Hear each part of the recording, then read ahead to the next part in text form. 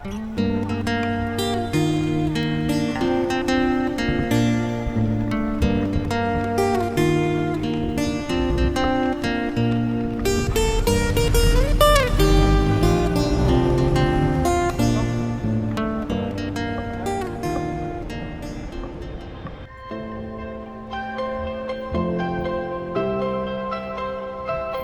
araw na to mga ka-ice ay araw ng linggo. Kaya samahan nyo kami. Pupunta kami sa Baclaran. Tapos pupunta tayo sa SM Mall of Asia mamaya. So tara mga ka-ice, let's go! Nagsimba pala tayo ngayong araw na to mga ka-ice. Dahil nga gusto nating magpasalamat sa lahat ng blessings na natatanggap natin araw-araw. At syempre, magpapasalamat din tayo dahil meron tayong malusog na pangatawan at malayo tayo sa mga kapahamakan mga ka-ice. So let's go! Ngayong araw na to ay babiyahe tayo papuntang SM Mall of Asia. Pagkatapos natin magsimba sa Baclaran, punta na tayo sa SM Mall of Asia mga ka-ice. At syempre, nandito na tayo ngayon sa SM Mall of Asia. Ayan mga ka-ice, bumaba tayo dito sa may babaan ng jeep. Mula dito sa nalalagyan natin, lalakarin natin hanggang doon sa dulo sa may Baywalk. Kung makikita nyo mga ka-ice, wala pa rin pinagbago. Ang ganda nitong SM Mall of Asia, no? Dito pa lang sa entrance ng SM Mall of Asia, yung mga ka-ice, makikita na natin yung napakaganda mga ilaw dito, no? So makikita mo agad yung malaking logo ng SM Mall of Asia. Ayan yung trademark mga ka-ice ng SM Mall of Asia. Tapos makikita mo yung napakalaking globe dito na umiilaw mga ka-ice. So let's go, pasok na tayo. Tapos tambay tayo mga ka-ice doon sa may Baywalk. Ang gusto ko kasing makita mga ka-ice yung kung anong scenery doon sa may unahan kapag nakatambay ka doon sa may Baywalk. Sabi kasi nila hindi niya na makikita yung kabuang dagat doon sa may Baywalk kasi nga tinambakan na daw ng mga buhangin.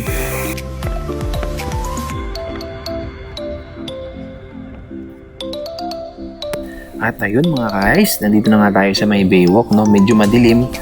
At okay lang naman, maganda naman yung ambience dito mga ka-ice. At ayun, nakikita natin yung mga tinambak na buhangin, yung reclamation point. Akala kasi natin mga ka-ice, yung reclamation point hanggang doon lang sa may dulo, doon sa may US Embassy. So ngayon, umabot na siya dito sa mismong tapat ng SM Mall of Asia. Medyo nakakalungkot nga lang ngayon kasi last year nung pumunta ako dito, kapag tumatambay ka dito mga ka-ice, mararamdaman mo yung napakalakas na hangin na may kasamang parang pag malakas yung alon, medyo tatamaan ka ng alon. Tapos pagka bumabagyo, makikita mo talaga na yung alon humahampas talaga dito sa may seawall ng Baywalk, no? Ngayon hindi na ganun mga ka-ice dahil nga meron na tayong nakaharang na malaking reclamation point or reclamation area dito sa harap mismo ng SM Mall of Asia. Ayun, medyo nakakalungkot lang mga ka-ice pero okay pa rin naman, masaya pa rin. Parang kasi ang nangyari, meron na tayong dito sa unahan, merong kanal. So kung natatanaw nyo dito sa kinauupuan ko, yung madilim na area na yan na may ilaw, yan yung yung reclamation point. Ayan mga ka-ice, no? Tapos meron na lang malaking kanal na kumbaga dinadaanan ng mga bangka tsaka barko. Yon mga ka-ice, no? So ayun, lakad-lakad tayo dito. Maraming mga dito mga ka-ice, mga nagdi-date. Ayan, dahil nga malapit na ang February 14. Uso na dito yung mga mga date mga ka-ice. At ayan, gala muna tayo hanggang doon sa may dulo, doon sa may Ferris wheel. Napakaganda ng lighting dito mga ka-ice, no? At ayan, marami ding mga tindahan dyan. May mga coffee shop, may mga kung ano-ano mga bilihan ng pagkain.